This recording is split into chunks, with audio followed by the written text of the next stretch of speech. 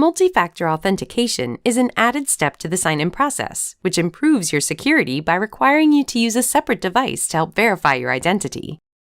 Everyone in your business will need to go through this process. Let's look at how to set it up.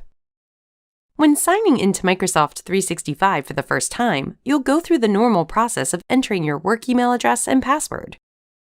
You'll then receive a prompt for additional information. Select Next. You'll be prompted to download the Microsoft Authenticator app to your mobile device. Choose Download Now.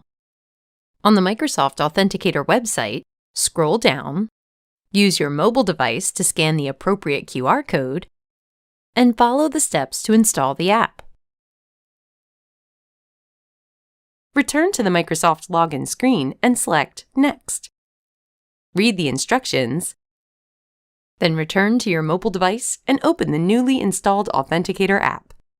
Select Accept, Continue, Add work or school account, then scan a QR code. If prompted, allow the app to use your device's camera. Return to your desktop, select Next, and use your device to scan the QR code on your screen. Once the account is added, return again to your desktop and select Next. To test the installation, take note of the displayed number.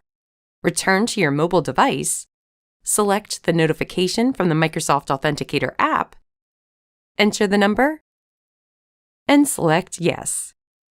When you return to your desktop, your test will be complete. Select Next.